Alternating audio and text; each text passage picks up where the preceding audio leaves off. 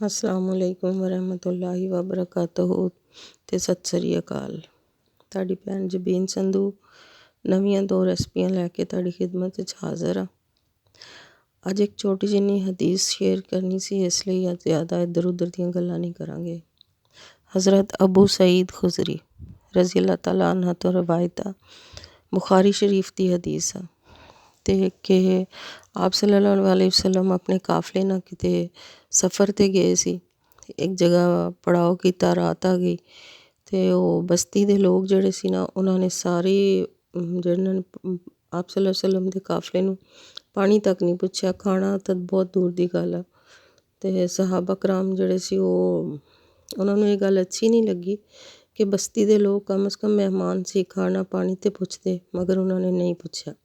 ਬਹਰਹਾਲ ਅੱਧੀ ਰਾਤ ਦਾ ਟਾਈਮ ਸੀ ਅਤੇ ਬਸਤੀ ਦੀ ਤਰਫੋਂ ਇੱਕ ਸ਼ਖਸ ਦੌੜਦਾ ਹੋਇਆ ਆਇਆ ਔਰ ਉਹਨੇ ਕਿਹਾ ਕਿ ਸਾਡੇ ਸਰਦਾਰ ਨੂੰ ਬਿੱਛੂ ਨੇ ਕੱਟ ਲਿਆ, ਤੁਹਾਡੇ ਵਿੱਚੋਂ ਕੋਈ ਦਮ ਦਰੂਦ ਕਰ ਲੈਂਦਾ? ਹਜ਼ਰਤ ਅਬੂ ਸਈਦ ਖੁਜ਼ਰੀ ਨੇ ਫਰਮਾਇਆ ਹਾਂ। ਸਾਹਬਾ ਕਰਾਮ ਨੇ ਫਰਮਾਇਆ ਹਾਂ, ਅਸੀਂ ਦਮ ਦਰੂਦ ਕਰ ਲਵਾਂਗੇ, ਤੁਹਾਡਾ ਸਰਦਾਰ ਵੀ ਠੀਕ ਹੋ ਜਾਏਗਾ, ਮਗਰ ਉਹਦੇ ਪੈਸੇ ਲੱਗਣਗੇ। ਮਰਦੇ ਕੀ ਨਾ ਕਰਦੇ, ਉਹਨਾਂ ਦਾ ਸਰਦਾਰ ਸੀ। ਉਹਨਾਂ ਨੇ ਕਿਹਾ ਤੁਸੀਂ ਮੂੰਹ ਮੰਗੀ ਕੀਮਤ ਅਸੀਂ ਦੇਣ ਲਈ ਤਿਆਰ ਹਾਂ ਅਤੇ ਤੁਸੀਂ ਸਾਡੇ ਸਰਦਾਰ ਨੂੰ ਦਮ ਕਰੋ ਅਤੇ ਉਹ ਠੀਕ ਹੋ ਜਾਏ। ਅਤੇ ਉਹ ਸਹਾਬਾ ਕਰਾਮ ਨੇ ਜਾ ਕੇ ਕੁਛ ਸਹਾਬੀ ਨਾਲ ਚਲੇ ਗਏ, ਜਾ ਕੇ ਉਹਨਾਂ ਨੇ ਦਮ ਕੀਤਾ ਅਤੇ ਉਹਨਾਂ ਦਾ ਸਰਦਾਰ ਠੀਕ ਹੋ ਗਿਆ। ਉਹਨਾਂ ਨੇ ਕਿਹਾ ਜੀ ਅਸੀਂ 40 ਬੱਕਰੀਆਂ ਲਵਾਂਗੇ। ਰਾਵੀ ਨੇ 40 ਹੀ ਲਿਖੀਆਂ, 40 ਬੱਕਰੀਆਂ ਲਵਾਂਗੇ। ਬੱਕਰੀਆਂ ਦਾ ਰੇਵੜ ਲਿਆ ਅਤੇ ਵਾਪਸ ਆ ਗਏ। ਆਪ ਸੱਲੱਲਾਹੁ ਅਲੈਹਿ ਵਸੱਲਮ ਸੁੱਤੇ ਸੀ, ਆਰਾਮ ਫਰਮਾ ਰਹੇ ਸੀ। ਆਪ ਸੱਲੱਲਾਹੁ ਅਲੈਹਿ ਵਸੱਲਮ ਦੀ ਅੱਖ ਖੁੱਲ੍ਹੀ, ਦੇਖਿਆ ਅਤੇ ਬੱਕਰੀਆਂ ਖੜੀਆਂ ਸੀ। ਆਪ ਸੱਲੱਲਾਹੁ ਅਲੈਹਿ ਵਸੱਲਮ ਨੇ ਸਾਹਬਾ ਕਰਾਮ ਕੋ ਦਰਿਆਫਤ ਕੀਤਾ ਕਿ ਇਹ ਬੱਕਰੀਆਂ ਕਿੱਥੋਂ ਆਈਆਂ। ਸਾਹਬਾ ਕਰਾਮ ਨੇ ਫਰਮਾਇਆ ਆਪ ਸੱਲੱਲਾਹੁ ਅਲੈਹਿ ਵਸੱਲਮ ਨੂੰ, ਯਾ ਰਸੂਲੁੱਲਾਹ ਸੱਲੱਲਾਹੁ ਅਲੈਹਿ ਵਸੱਲਮ, ਬਸਤੀ ਦੇ ਲੋਕ ਰਾਤ ਆਏ ਸੀ, ਉਹਨਾਂ ਨੇ ਕਿਹਾ ਕਿ ਸਾਡੇ ਸਰਦਾਰ ਨੂੰ ਬਿੱਛੂ ਨੇ ਕੱਟ ਲਿਆ ਅਤੇ ਤੁਹਾਡੇ ਵਿੱਚੋਂ ਕੋਈ ਬੰਦਾ ਦਮ ਕਰ ਲੈਂਦਾ ਅਤੇ ਉਹਨੂੰ ਦਮ ਕਰ ਦਿਓ।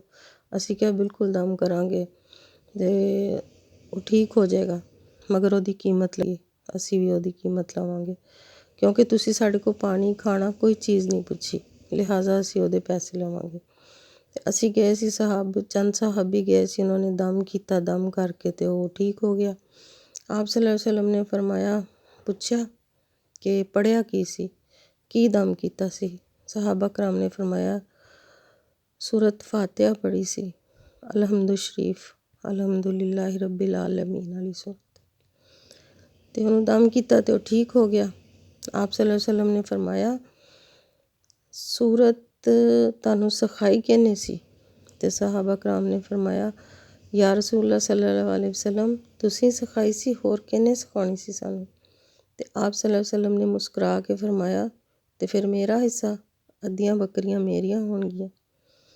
ਅਤੇ ਮੇਰਾ ਇਸ ਹਦੀਸ ਨੂੰ ਸੁਣਾਉਣ ਦਾ ਮਕਸਦ ਇਹ ਆ ਕਿ ਬਹੁਤ ਸਾਰੇ ਲੋਕ ਕਹਿ ਦਿੰਦੇ ਕਿ ਦਮ ਦਰੂਦ ਨਹੀਂ ਕਰਾਉਣਾ ਚਾਹੀਦਾ, ਦਮ ਨਹੀਂ ਕਰਾਉਣਾ ਚਾਹੀਦਾ। ਦਮ ਸਾਬਤ ਆ ਆਪ ਸੱਲੱਲਾਹੁ ਅਲੈਹਿ ਵਸੱਲਮ ਦੀ ਬਹੁਤ ਸਾਰੀ ਅਹਾਦੀਸ ਤੋਂ, ਆਪ ਸੱਲੱਲਾਹੁ ਅਲੈਹਿ ਵਸੱਲਮ ਦੇ ਅਮਾਲ ਤੋਂ, ਸੁਨਨਤ ਤੋਂ, ਅਹਾਦੀਸ ਤੋਂ ਸਾਬਤ ਹੋਇਆ ਕਿ ਦਮ ਕਰਾਉਣਾ ਸੁਨਨਤ ਆ।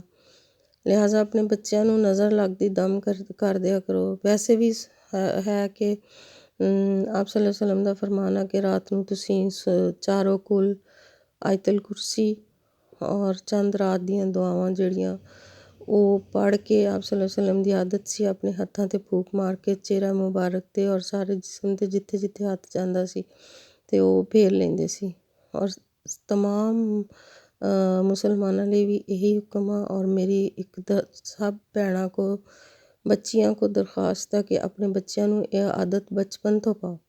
ਬਚਪਨ ਤੋਂ ਉਹਨਾਂ ਨੂੰ ਇਹ ਕਹੋ ਕਿ ਆਪਣੇ ਵਾਲਦੈਨ ਲਈ ਦੁਆ ਕਰੋ, ਰੱਬਿ ਇਰਹਮਹੁਮਾ ਕਮਾ ਰੱਬਯਾਨੀ ਸਗੀਰਾ, ਤਾਂ ਕਿ ਉਹਨਾਂ ਨੂੰ ਇਹ ਆਦਤ ਹੋ ਜਾਏ, ਸਾਰੀ ਜ਼ਿੰਦਗੀ ਤੁਹਾਡੇ ਲਈ ਵੀ ਤੁਹਾਡੇ ਲਈ ਉਹ ਸਦਕਾ ਜਾਰੀਆ ਬਣ ਜਾਣਗੇ। ਔਰ ਉਹਨਾਂ ਨੂੰ ਚਾਰੋਂ ਕੁਲ ਪੜ੍ਹ ਕੇ, ਆਇਤਲ ਕੁਰਸੀ ਪੜ੍ਹ ਕੇ 3 ਦਫਾ ਅਤੇ ਆਪਣੇ ਆਪ 'ਤੇ ਦਮ ਕਰਨਾ ਵੀ ਦੱਸੋ। ਇਹਦੇ ਨਾਲ ਬਹੁਤ ਸਾਰੀਆਂ ਬਿਮਾਰੀਆਂ, ਸੂਰਤ ਫਾਤਿਹਾ ਜਿਹੜੀ ਨਾ ਉਹ ਤਾਂ ਵੈਸੇ ਹੀ ਸ਼ਿਫਾ ਵਾ, ਉਹਨੂੰ ਤਾਂ ਵੈਸੇ ਹੀ ਸੂਰਜ ਸ਼ਿਫਾ ਕਹਿੰਦੇ ਆ। ਹਰ ਬਿਮਾਰੀ ਦੀ ਸ਼ਿਫਾ ਉਹਦੇ ਅੰਦਰ ਆ। ਅਤੇ ਲਿਹਾਜ਼ਾ ਆਪਣੇ ਬੱਚਿਆਂ ਨੂੰ ਬਚਪਨ ਤੋਂ ਹੀ ਇਹ ਆਦਤ ਪਾ ਦਿਓ ਤਾਂ ਕਿ ਵੱਡੇ ਹੁੰਦਿਆਂ ਤੱਕ ਉਹਨਾਂ ਨੂੰ ਇਹ ਆਦਤ ਜਾਵੇ। ਮੇਰੀ ਇਹ ਦਰਖਾਸਤ ਆ ਸਭ ਭੈਣਾਂ ਨੂੰ, ਪਲੀਜ਼ ਇਹਦੇ 'ਤੇ ਗੌਰ ਕਰਨਾ ਔਰ ਇਹਨੂੰ ਆਦਤ ਆਪਣੇ ਬੱਚਿਆਂ ਨੂੰ ਪਾਓ। ਅਤੇ ਇਹਦੇ ਨਾਲ ਹੀ ਅੱਜ ਦੀ ਗੱਲ ਮੇਰਾ ਖਿਆਲ ਆ ਕਿ ਇਹੀ ਅੱਜ ਦੀ ਅਹਿਮ ਗੱਲ ਸੀ ਔਰ ਇਸ ਤੋਂ ਜ਼ਿਆਦਾ ਅਹਿਮ ਗੱਲ ਹੋ ਨਹੀਂ ਸਕਦੀ।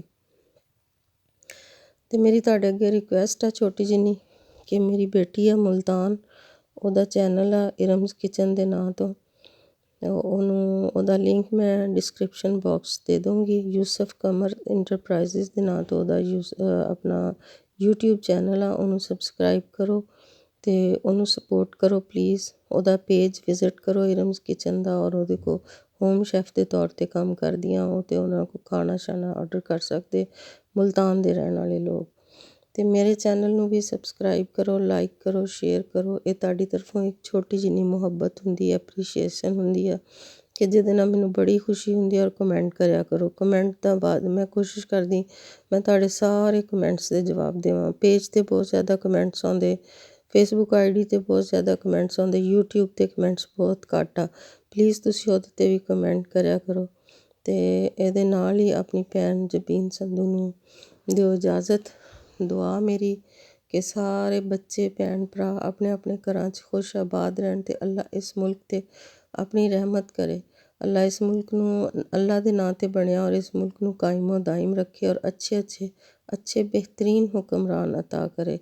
ਰੋਜ਼ ਦੁਆ ਕਰਿਆ ਕਰੋ। ਅੱਲਾ ਹਾਫਿਜ਼। ਮੈਨੂੰ ਦਿਓ ਇਜਾਜ਼ਤ। ਆਪਣੇ ਆਪਣੇ ਘਰਾਂ 'ਚ ਖੁਸ਼ ਆਬਾਦ ਰਹੋ।